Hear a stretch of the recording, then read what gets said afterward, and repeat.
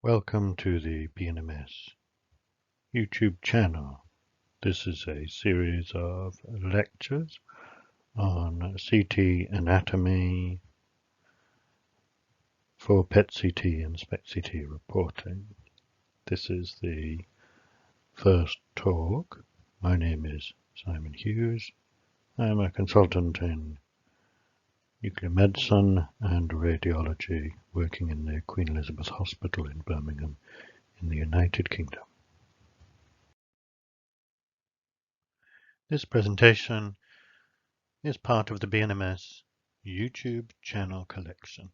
The information provided in this presentation is the responsibility of the presenter and does not represent the views or opinions of the British Nuclear Medicine Society. Content is provided for education and training purposes and should not be interpreted as medical advice. If you have concerns about this presentation in any way, then please contact us directly and we will be happy to investigate further. On this first lecture, we are going to review how CT images are produced and reconstructed, how this affects the images that we see, and how it produces artifacts. For some people listening to the lecture, this is just remembrance of things past. For others, the information will be brand new. But knowledge of anatomy is reassuring and powerful in the reporting of PET-CT and SPECT-CT images. Remember, it is the complexity of patients and their diseases and how this distorts anatomy that remains the real challenge. The technology of computer tomography has been developing since the 1970s. Godfrey Hounsfield was an important pioneer in the development of CT. It is his name that is given to the Hounsfield unit that we'll see later on. What we are doing with CT is looking at the attenuation of X-rays within the body and taking a rotating source and rotating detectors to produce multiplanar reformats of the attenuation of these X-rays by the body, and we'll discuss this process in more detail. In the bottom right-hand corner, you can see one of the first CT brains taken by Professor Hounsfield in the 1970s. Here is a schematic of an X-ray tube. X-rays are produced by accelerating electrons from a cathode, K, across an electric potential within a vacuum, and then they hit a target, usually of tungsten.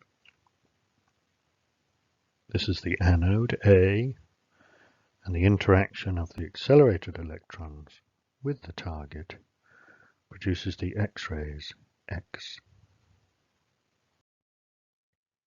Here we see a more complicated schematic of an X-ray tube. We see the cathode, C. We now see a schematic of a rotating tungsten anode, A.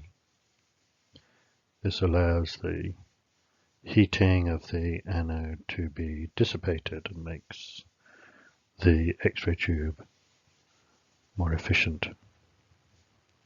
The X-rays will be produced by the tungsten target T within the rotating anode and will appear through the window on the X-ray tube at W. Remember, X-rays are just part of the electromagnetic radiation spectrum. The energy of X-rays produced by the X-ray tube are usually slightly lower energy than those produced by decay processes in nuclear medicine. In the initial development of CT scanning, the X-rays exiting the X-ray tube were manipulated by a pair of collimators to produce a fan beam of X-rays across the aperture of the CT scanner. On the other side of the aperture, a partial crescent of detectors could detect the X-rays and measure the attenuation of the X-rays as they crossed the aperture. Here we have a photograph of an old CT scanner. We can see the X-ray tube labeled T. We can see the direction of the X-rays, X, as they cross the aperture of the scanner, and we can see the partial crescent of the detectors on the opposite side of the aperture labeled D. This whole technology, the X-ray tube and all the electronics to support it, and the detectors and all their electronics, are going to rotate around the aperture. To allow the continuous rotation of the X-ray tube and the detectors on the opposite side of the aperture of the CT scanner required the development of slip ring technology that allows the delivery of electricity and the transfer of electronic data to and from the X-ray tube and the detectors continuously while rotation is occurring. What are the detectors detecting? They are indicating the average linear attenuation coefficient mu between the tube and the detectors. The attenuation coefficient is an indication of the amount of X-ray intensity that is reduced by the material between the X-ray tube and the detector. This occurs through attenuation, a complex interaction of absorption and scattering. For a set position of the X-ray tube and the row of detectors, a linear attenuation map for the attenuation across the body within the aperture can be acquired. The tube will then rotate a small amount, and a repeat linear attenuation map following the small rotation is acquired. We can see a schematic here for all the way that a row of detectors are recording a linear attenuation map for a single X-ray detector position across the body phantom. Images are produced by back projection from multiple imaging projections. So if we take the first image on the top left, this shows just two projections. We have projected the linear attenuation map from two positions across the whole plane of the 2D image. Next, we've done 4 projections, then 8 projections, and then 16 projections, and then 2 images of 64 projections. As we increase the number of projections, you can see we get nearer and nearer what we hope is the original image.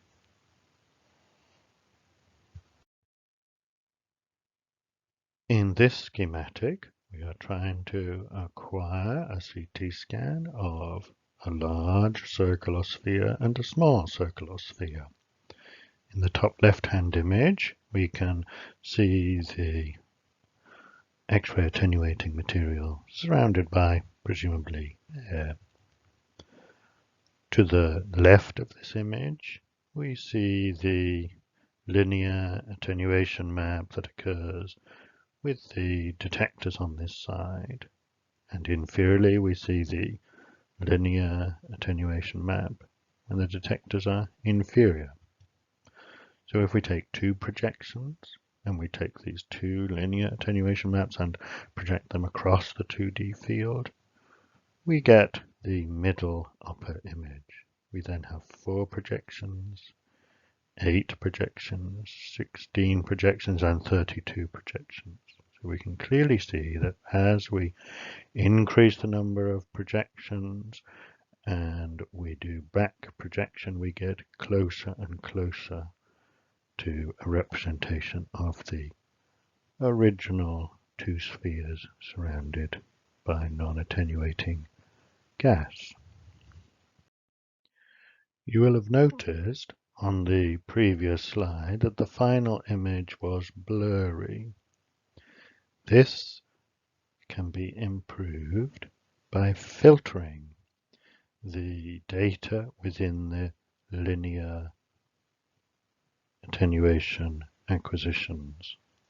So you can see on the left side we have the original linear attenuation map. We can pass a smoothing filter across, which is a mathematical process, and you can see we have a very different linear attenuation map, and this is represented graphically below.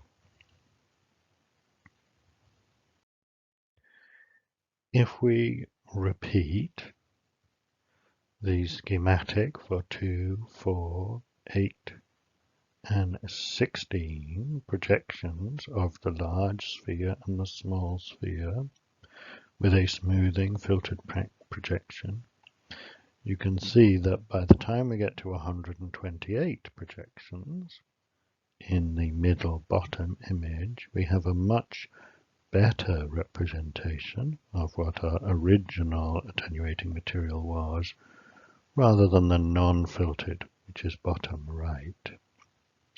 So filtering the back projection improves the quality of the image, and we can choose different kernels to filter the image depending on our clinical need.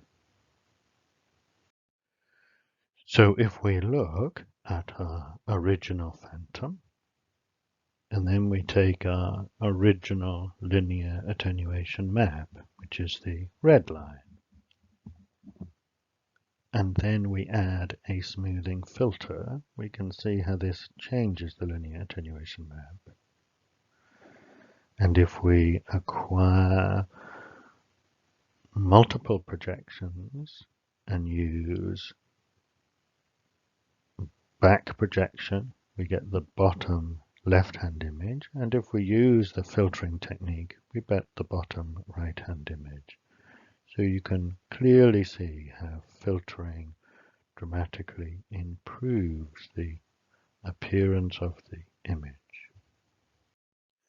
Helical CT scanning combines continuous gantry rotation allowed through slip ring technology with table motion.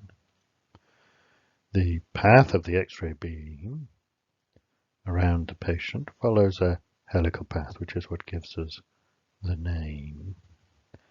And therefore we have advanced from a stop and shoot acquisition for each axial slice to a continuous acquisition as the patient continuously passes through the aperture.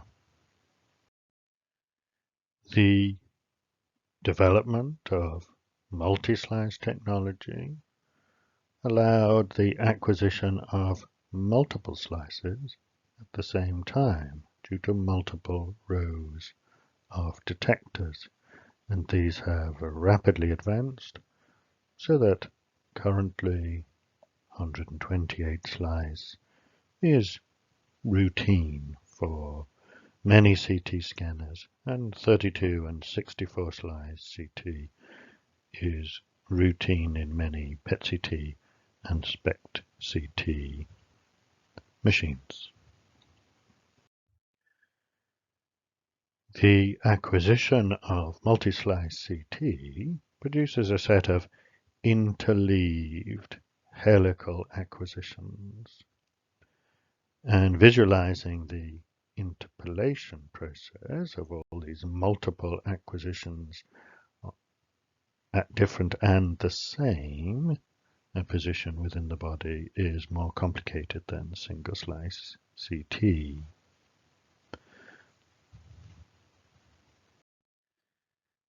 Pitch in helical CT is an important concept. The pitch is the amount that the table moves per rotation in relation to the nominal slice width. So if the table moves 5 millimeters for every rotation of a single slice CT and the nominal slice width is 5 millimeters and the pitch is 1, this will give very high quality images, but will also give a high dose to the patient, will make the scan very slow, and therefore increase the likelihood of movement, reducing the quality of the scan. We can make the table move faster and therefore increase the pitch. This will reduce the dose to the patient, make the scan quicker, and therefore reduce the chance of patient movement degrading the image, but will also limit the data acquisition and increase the amount of noise within the image, and therefore degrading the quality. And therefore pitch is a constant balance between adequate but not overdosing the patient, reducing patient movement, and maximizing the amount of data acquisition to produce quality images that answer the clinical question. Pitch in multi-detector CT scanning is much more complicated and is dependent upon the width of the cone beam, the number of individual detectors across the beam, in relation to the speed that the table moves. But again, importantly, even though there are dramatic improvements in the quality of CT, there is always a constant balance between the dose to the patient, the minimization of patient movement to improve quality, and the maximization of the amount of data you're requiring to answer the clinical question. The development of multi-slice CT required increasing complexity of detectors. So for two-slice scanning, 2 detector rows were required, and the beam could be adequately collimated with lead collimators. But 4-slice scanners and more require increasing amounts of detectors with complex patterns of electronic switching to detect accurately the attenuation at certain positions within the body. The Voxel is the volume of actual tissue whose average attenuation is going to be detected across the slice width and projected onto the linear attenuation map. There is then a relationship between the voxel, whose average attenuation is projected onto the picture element, the pixel, to create the image itself. In older CT scanning technologies, the dimensions of the pixel were disparate to the length of the voxel and therefore the amount of attenuation that was being measured. Increasingly, with multi-detector technology, there is the acquisition of isovolumetric voxels. This allows multiplanar reconstruction without severe degradation of the image away from the axial plane. Still important to remember that the assessments of pitch and the balancing of dose, time, and amount of data collected remains, and this can still limit the quality, even on multiplanar reconstructions, of isovolumetric voxels. The linear attenuation coefficient mu is what is actually being measured in CT scanning. The linear attenuation coefficient mu can then be scaled to give a CT number, or a Hounsfield unit, in relation to standard CT numbers. The standard CT number is that pure water has a Hounsfield unit of 0, and room air has a Hounsfield unit of -1000. And from this, the Hounsfield unit of tissues and pathology can be measured. With the CT number of air defined as -1000 and water as 0, then average CT numbers for other tissues can easily be appreciated. Fat is generally the lowest attenuating tissue at -150.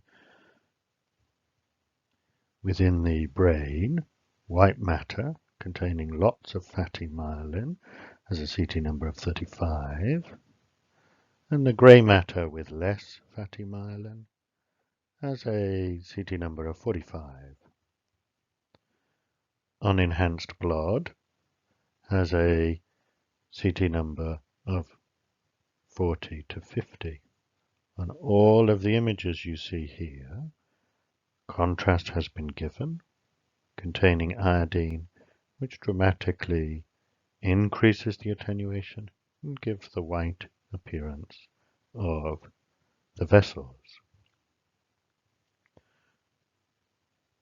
The average attenuation of the liver is between 70 and 80 Hounsfield units. Muscle is 100 to 110. The thyroid, on the image we see here, has increased attenuation because it already contains some iodine, and its attenuation is 100 to 150.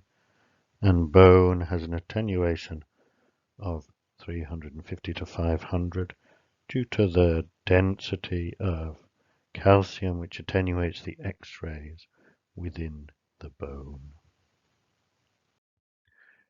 The different CT numbers across the body allow us to manipulate the grayscale display depending on what clinical question we are interested in reviewing. This then gives us a definable brightness and contrast depending on how we select the display. The display itself is defined using a window level and then a window width. And these are defining the level and the width of the grayscale used. The grayscale is selected because shades of grey are the widest variation that the human eye can see over and above any other colour. So the window level is the CT number of the middle of the grayscale. The window width is the number of Hounsfield units or CT numbers that extend from black, the lowest point of the grayscale, to white, the highest point of the grayscale.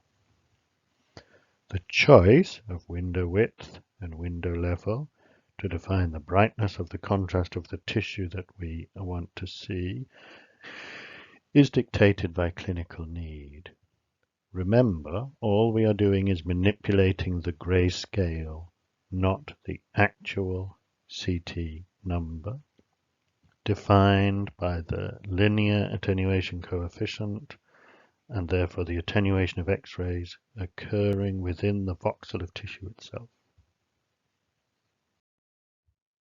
As a general rule, we select the window level, the midpoint of the grayscale, dependent on the average CT number of the tissue that we are interested in reviewing. We then select a window width, the extent of the grayscale around this midpoint, and this is dependent on the inherent contrast of the tissue that you want to review.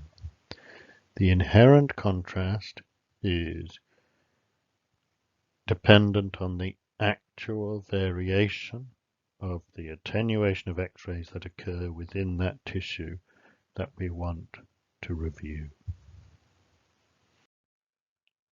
So, for bone windows, we know that the inherent attenuation of bone is between 350 and 500, and we usually choose a window level of 500. The inherent contrast within bone is very high. So dense cortical bone can have an attenuation up to 500. But the fatty marrow between the trabecular bone is going to have a low attenuation, maybe even down to minus 150. Therefore, we choose a window level of 500 and a window width of 1500 for bone windows. When looking at the lungs, the average attenuation will be very low. The majority of lungs is air, with some scattered vessels as the dominant attenuating tissue. And the average CT number is going to be around minus 700. The inherent contrast within the lungs is very high, extending from air at, by definition, minus 1000, to blood within the pulmonary arteries and veins between 40 and 50. We therefore choose a very low window level of minus 500 and a very wide window width of 1500. If we are interested in looking at the liver, the average attenuation is about 70 or 80, but maybe including biliary tract and low attenuation pathology may be lower. The inherent contrast within the liver, in contrast to bone and lung, is much lower. The liver parenchyma itself is 80, the blood is 40 to 50.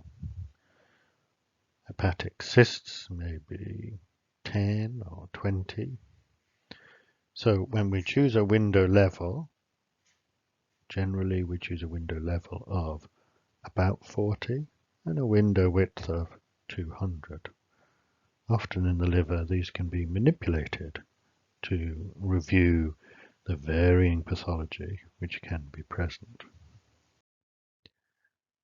So this basic review of important concepts in CT has allowed us to refresh our memories that CT is measuring the actual attenuation of X-rays occurring within the body due to complex interactions of absorption and scatter. That the linear attenuation coefficient is used to define a CT number for each pixel in relation to the attenuation of X-rays that occurs within a defined voxel of tissue. These Hansfield units or CT numbers allow us to define a grayscale depending on which tissue we are interested in assessing. Multi-slice CT technology allows us to acquire isovolumetric voxels, allowing multiplanar reconstruction on a routine basis. And important for us to remember that there remains a constant balance between the dose of X-rays to the patient, the acquisition of rapid scans and therefore the minimization of the effects of patient movement on quality of image, and the maximization of signal to noise ratio so that we acquire clinically relevant CT data to answer the clinical question in front of us. I want to quickly look at some CT artifacts. The upper image shows photon starvation. These are the linear, irregular, low attenuating black lines occurring between the shoulder girdles. This is due to the extensive absorption of the X-rays by the dense bone of both shoulder girdles being in the same plane. And this gives us these streaks between these high levels of attenuation, but not across the shorter plane where there is less absorption of X-rays. The bottom right-hand image shows us beam hardening. This occurs where materials absorb extensive low-energy X-rays, but allow some passage of very high-energy X-rays. And this is what gives us the combination of white and black streaks around these beam hardening phenomena. And a constant problem within CT is movement. In the sagittal image of the heart that we can see, you can see the pulsation of the posterior aspect of the imaged heart on the multi-slice CT. So you can see the heart moving anteriorly and posteriorly as the multi-slice CT is acquired. Importantly, most CT artifacts are common. Some can be avoided, they're usually easily recognized, and you learn to compensate for these artifacts very quickly. So what we will try and do in the following series of lectures that I will give on CT anatomy is show you what should be there theoretically and what's important to know theoretically, show you what it looks like on CT, and this will allow you to gain experience in the application of that knowledge as you look at PET-CT and SPECT-CT images. For me, an important concept is that you can never know too much anatomy, because this allows you to recognize normal anatomy, normal variance, and therefore to recognize abnormality. Repeatedly in my practice, I might not know what it is, but I know it is not right. And therefore I can recommend maybe more detailed investigations to define the abnormality that's present. One of the things that good anatomical knowledge allows you to do is to be accurate, and we'll try and encourage you to be as accurate as you can. One of the foundations of this is, if there are two in the body, say which one. You should never say there is a lesion in the kidney. There's a right kidney and a left kidney, and they are different. So that is just the simple introductory lecture on CT acquisition. And this just gives you a basic foundation in CT technology. What we will do in the other lectures of the BNMS YouTube channel CT Anatomy component is review multiple regions, where we review theoretical anatomy and the normal CT appearance. We will review what can actually be seen on CT and some of the normal variants. At the end of the lecture, I will add some notes which you can print off if you feel these may be of benefit for your further study. And we hope that you use the BNMS YouTube lecture series to review your applied anatomy now and in the future, and that you look at the remainder of the BNMS YouTube channel as we populate with useful and interesting talks and discussions.